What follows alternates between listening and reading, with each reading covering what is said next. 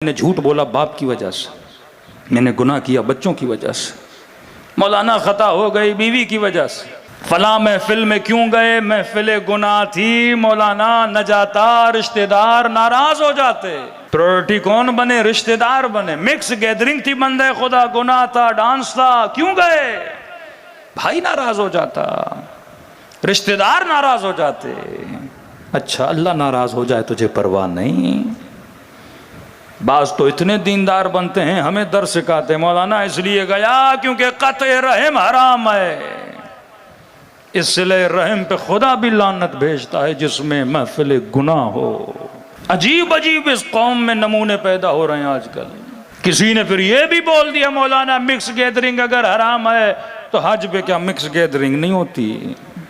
اول من قاس فہو ابلیس، جس نے سب سے پہلے قیاس کیا وہ ابلیس تھا۔ تو کس چیز کو کہاں ملا رہا ہے؟ کیا حج پہ عورتیں 2-2 کلو میک اپ لگا کے آتی ہیں؟ کیا حج پہ سنگھار ہوتا ہے؟ کیا حج پہ اپنی زینتوں کو دکھانے کوئی آتا ہے؟ کس ماحول کو کہاں ملا رہے ہو؟ اللہ کسی عورت کو سنگھار سے منع نہیں کرتا، میک اپ سے منع نہیں کرتا، خوبصورت ہونے سے منع نہیں کرتا، جس طرح کسی مرد کو کھانے پینے سے منع نہیں کرتا، کسی عورت کو منع نہیں کرتا، لیکن کہتا ہے عورتیں عورتوں میں، حدود اللہ کا خیال رکھو، مرد مردوں میں۔ مولا علی بن ابی طالب نے اس بندے پر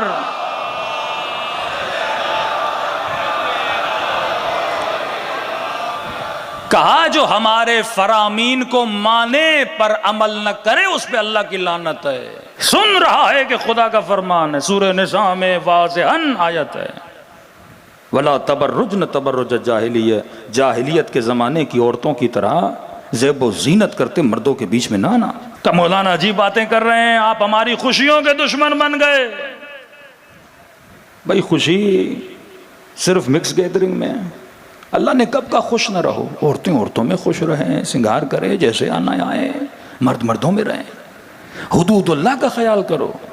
خدا نہیں کہتا کھانا نہ کھاؤ، کلو وشربو ولا تسرفو، کھاؤ پیو اسراف نہ کرو، کھاؤ پیو حلال کھاؤ، طیب کھاؤ۔ میں کب منع کرتا ہوں؟ کس نے کہا بکرا کھانا حرام ہے؟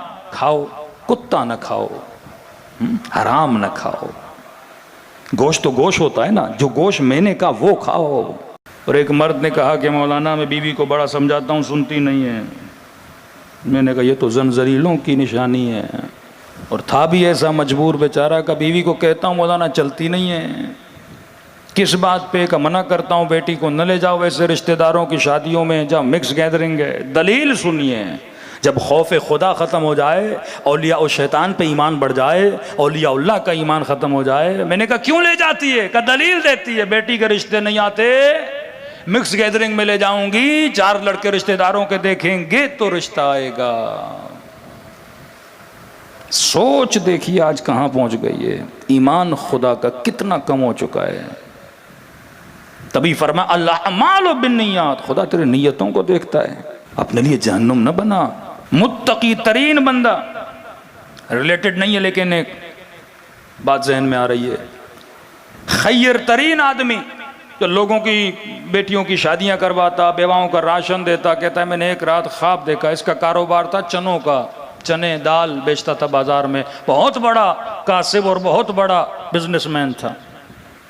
کہتا ہے خواب کے عالم میں کیا دیکھتا ہوں، ملائکوں نے میرا حساب و کتاب کر دیا کہ جناب حساب کتاب ہر چیز کلیئر ہے، فری ٹو گو جنت جا سکتے ہو آپ۔ کہ جب جانے لگا تو انہوں نے کہا یہ 3-4 چھوٹی چھوٹی پہاڑیاں ہیں، کہہ رہا ہے کوئی 6-7 پہاڑیاں تھیں، کہ بس ان کو کراس کرو گے آگے جنت ہے۔